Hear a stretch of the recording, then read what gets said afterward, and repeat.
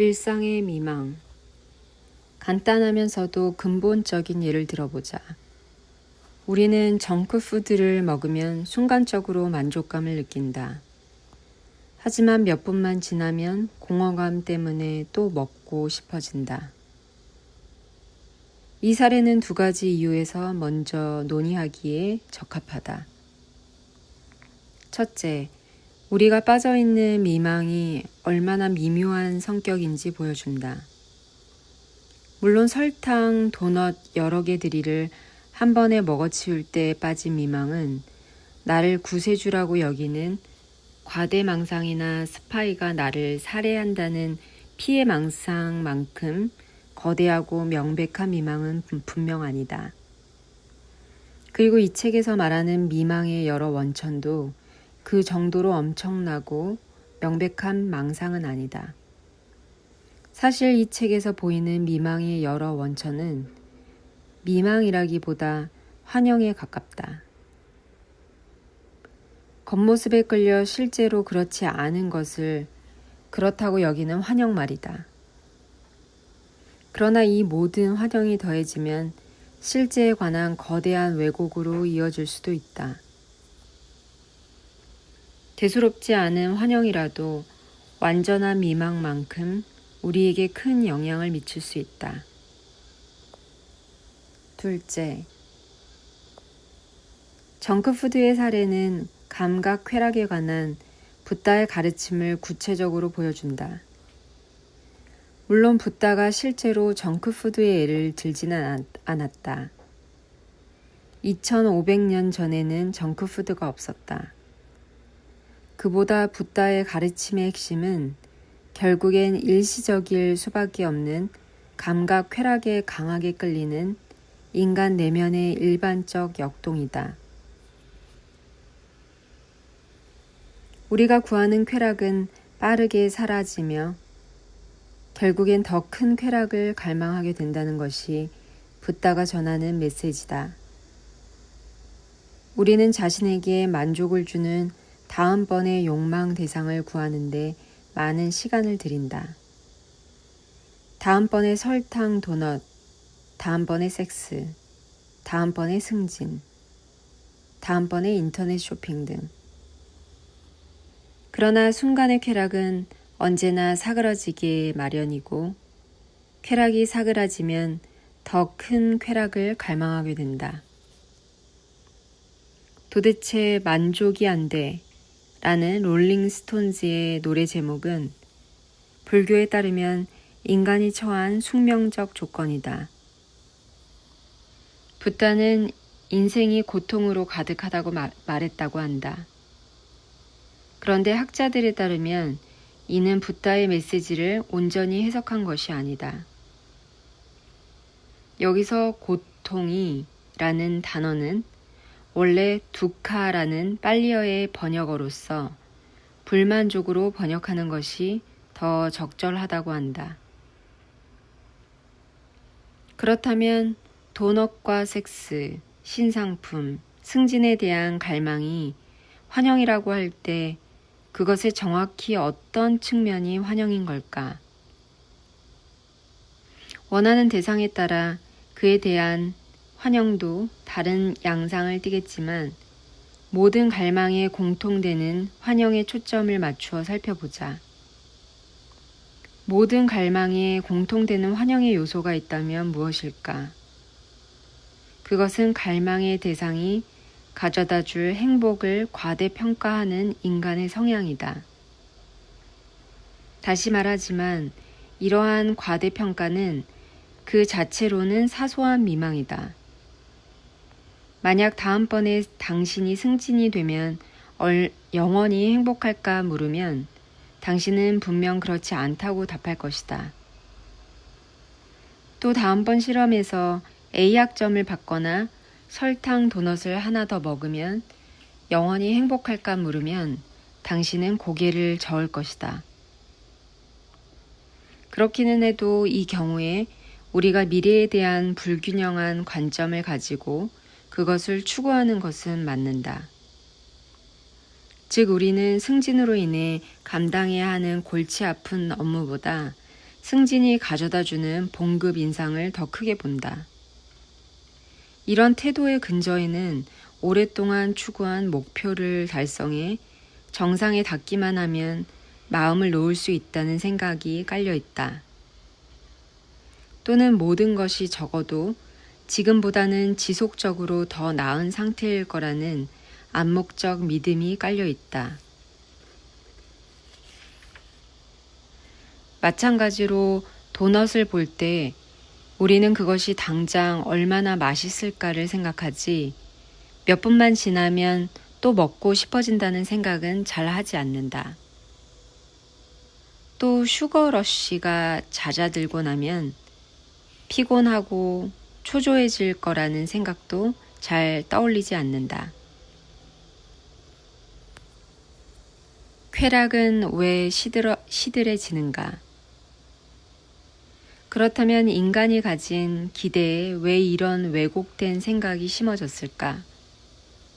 이를 설명하기 위해 거창한 로켓 과학이 필요한 것은 아니다.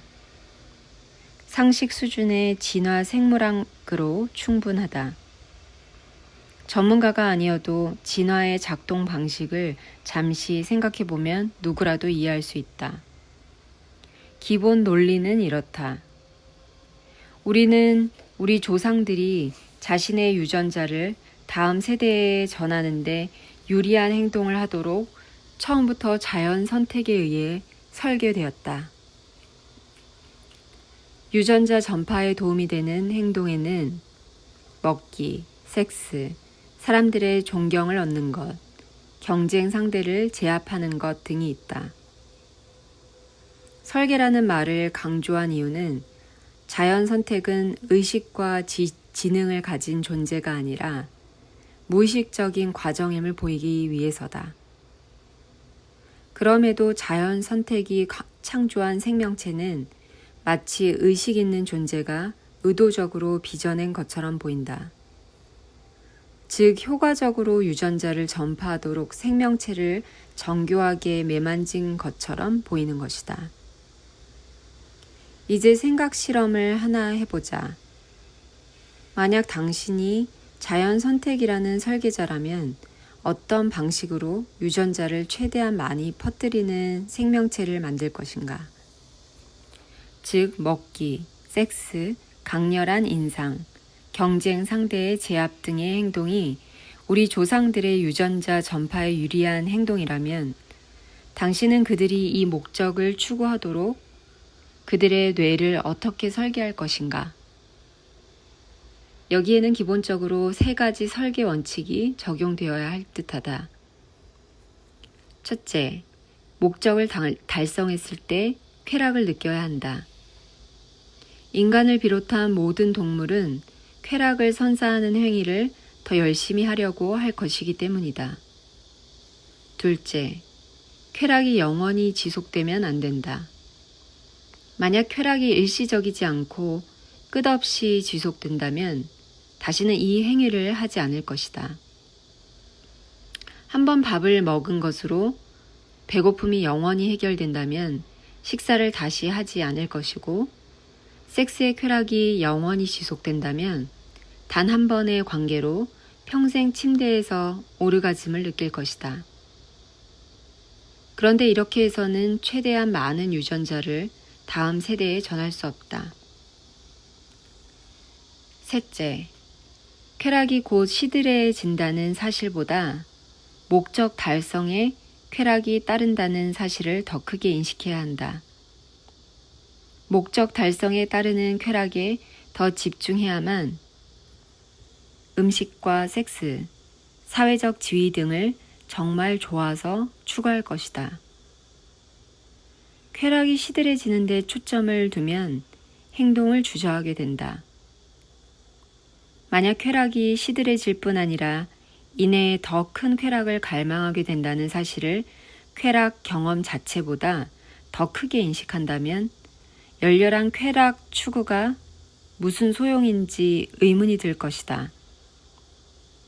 그는 어쩌면 삶의 권태감에 사로잡혀 철학 공부나 해야겠다고 생각할지 모른다.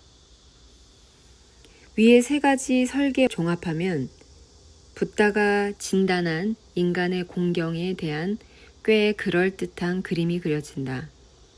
그렇다. 붓다는 말하기를 쾌락은 일시적이며 이런 사정 때문에 우리는 계속해서 불만족한 상태에 처한다고 했다. 쾌락이 일시적인 이유는 쾌락이 쉽게 사라져야만 그것이 사라졌을 때 불만족을 느낀 나머지 더 큰 쾌락을 추구하도록, 그래서 더 많은 유전자를 퍼뜨리는 행동을 하도록 자연 선택이 설계됐기 때문이다. 자연 선택은 우리가 행복하기를 원하지 않는다. 단지 유전자를 많이 퍼뜨리길 원할 뿐이다. 그리고 유전자를 많이 퍼뜨리게 만드는 방법은 쾌락에 대한 기대치를 최대로 높이는 한편 쾌락 자체는 오래 지속되지 않도록 만드는 것이다. 과학자들은 쾌락을 기대하고 경험할 때 분비되는 신경 전달 물질인 도파민을 관찰함으로써 이 원리를 생화학적 차원에서 확인했다. 한 연구에서 달콤한 주스 방울을 원숭이 혀에 떨어뜨렸을 때 도파민 분비와 관련된 뉴런을 관찰했다. 예상대로 주스가 혀에 닿자마자 도파민이 분비되었다. 다음에는 불이 켜짐과 동시에 주스 방울을 원숭이 혀에 떨어뜨렸다. 즉 불이 켜지면 주스 방울이 혀에 닿는다는 것을 원숭이에게 예상하도록 훈련시켰다. 실험이 여러 차례 진행되자 불이 켜지는 순간에 분비된 도파민의 양은 점점 많아진 반면 실제로 주스가 원숭이 혀에 닿는 순간에는 도파민이 점점 적게 분비되었다. 원숭이가 되어보지 않아 정확히는 몰라도 아마 시간이 지나자 원숭이는 단 것을 기대하는 순간에 더 큰 쾌락을 경험한 것으로 보인다.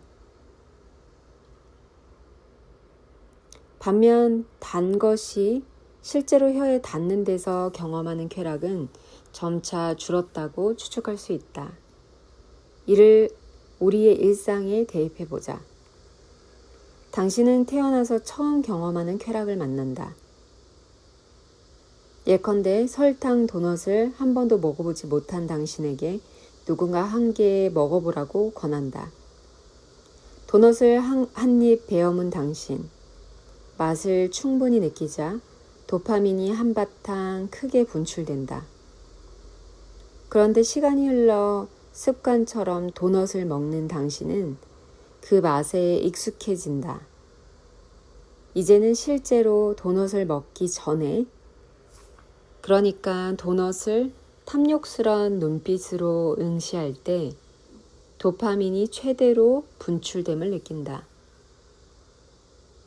이제 도넛을 실제 먹었을 때 분비되는 도파민의 양은 지극한 극락감에 휩싸여 처음 도넛을 먹었을 때보다 훨씬 줄어든다. 도넛을 먹기도 전에 도파민의 양이 급상승한 현상은 더 큰 행복감을 기대했기 때문으로 보인다. 반면 도넛을 실제로 먹는 순간의 도파민 양이 줄어든 이유는 그 기대가 깨졌기 때문일 것이다. 아니면 그것이 다소 과도한 기대였음을 당신의 신체가 생화학적으로 인정했기 때문일 것이다.